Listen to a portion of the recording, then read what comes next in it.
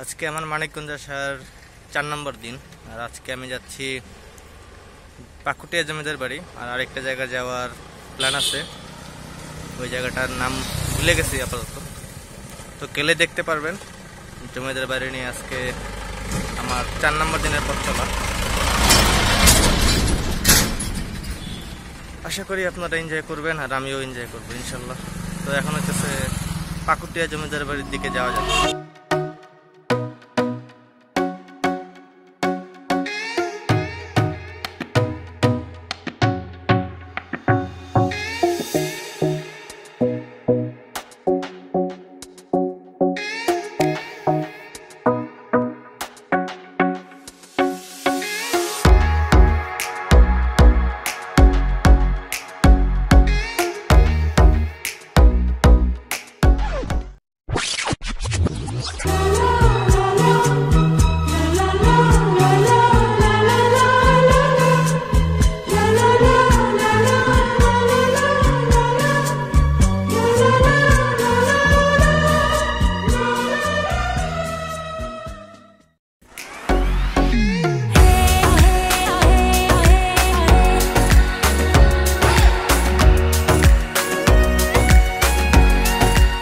আমি এখন আছি টাঙ্গাইলে।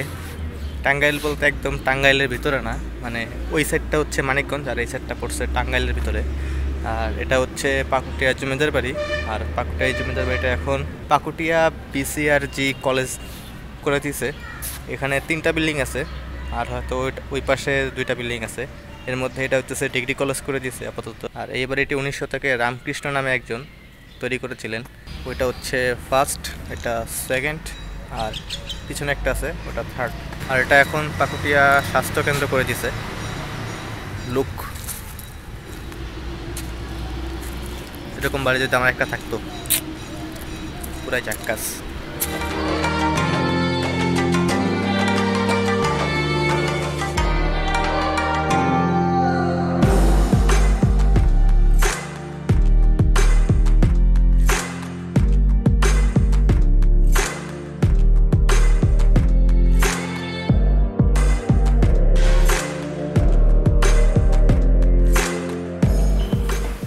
3টা বাড়ির ভিতরে প্রথমটা হচ্ছে ডিগ্রি কলেজ, দ্বিতীয়টা হচ্ছে স্বাস্থ্যকেন্দ্র, আর 3 নম্বরটা কোনো কিছুই নাই।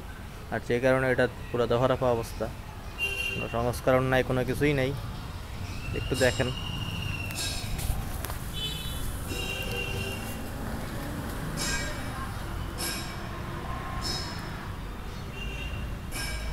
ভিতরে আই থিঙ্ক একটু যাওয়া যাবে, ভিতরে কি হয়।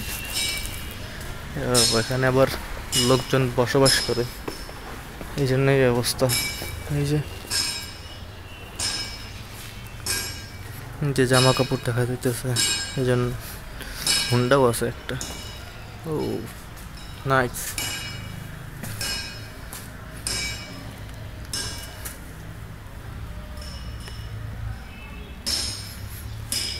আর একটু ভিতরে ঢুকতে দিলে ভালো হতো।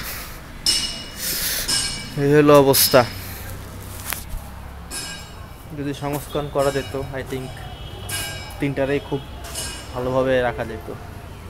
উচিত, পরিচর্যা করা উচিত এগুলো, যেহেতু আমাদের ঐতিহ্য বহন করে।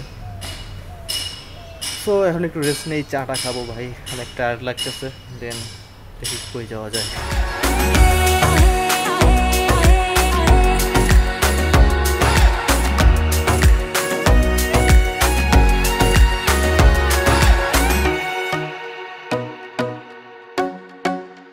বাঁচতেছে দুপুর 2টা, আর এতক্ষণ চা খাইলাম, টুটুক নিলাম। এখন আপাতত প্ল্যান হচ্ছে নাগরপুর যাওয়া, ওইখানে একটা জমিদার বাড়ি আছে, তো ওইটা দেখবো আর আপনাদেরও দেখাবো ইনশাল্লাহ।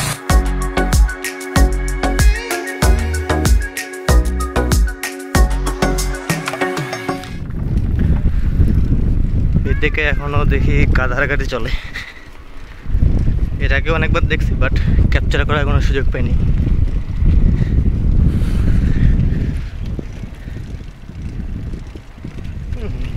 রাস্তা রাস্তা আমি তো ভাবছিলাম শুধু গাধার গাড়ি আছে, বাট আমি যতই টাঙ্গাইলের ভিতরে ঢুকতেছিলাম তত গাধার গাড়ি, ঘোড়ার গাড়ি সবই দেখতে পারতেছিলাম, যেটা আমার মতো ঢাকাবাসীর চোখে সচরাচর পড়ে না।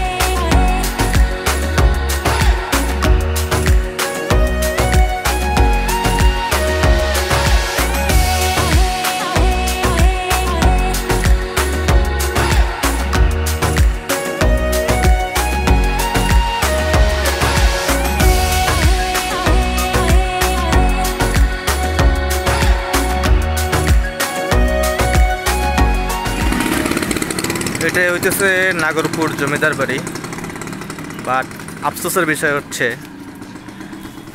সবগুলো গেটই বন্ধ, ঢুকতে পারতেছি না। জিজ্ঞেস করলাম, কেউ বলতে পারতেছে না। এখন কী করতে হবে, কিছু করার নাই। সামনে আরেকটা স্পট আছে, আরেকটা প্লেস আছে, ওই জায়গায় যাই। এই জায়গায় দাঁড়ায় আর টাইম ওয়েস্ট না করি।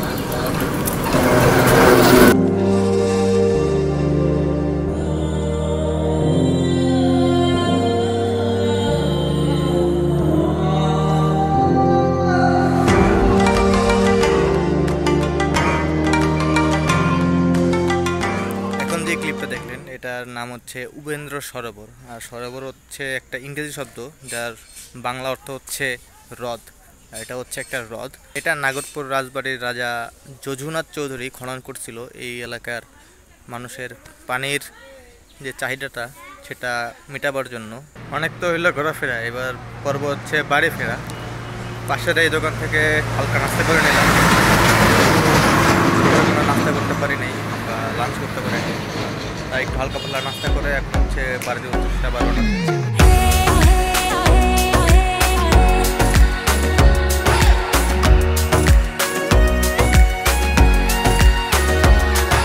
রাস্তার মাঝখানে একটা দৃশ্য দেখে আর সাইকেল না থামায় পারলাম না, তো আপনাদেরও দেখাই একটু। Look at this.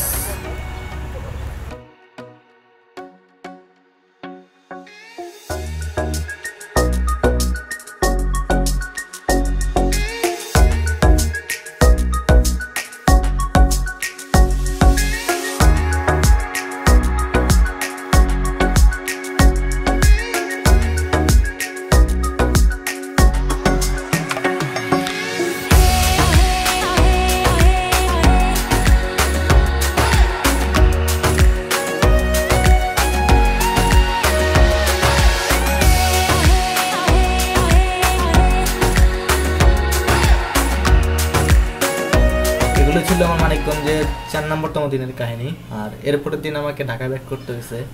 আর যে কদিন ছিলাম আলহামদুলিল্লাহ খুবই ভালো সময় কাটছে আমার। মোমেন্টগুলো ভালো ছিল, প্লেস ভালো ছিল, রাইড ভালো ছিল, সব মিলাই আলহামদুলিল্লাহ। সো যারা এখন পর্যন্ত মানিকগঞ্জ রাইডের পার্ট 1 পার্ট 2 দেখেন নাই, তারা উপরের এই পাশে অথবা এই পাশে, কোন পাশে হবে, এক পাশে আই বাটন পেয়ে যাবেন, ওইখান থেকে দেখে নিতে পারেন।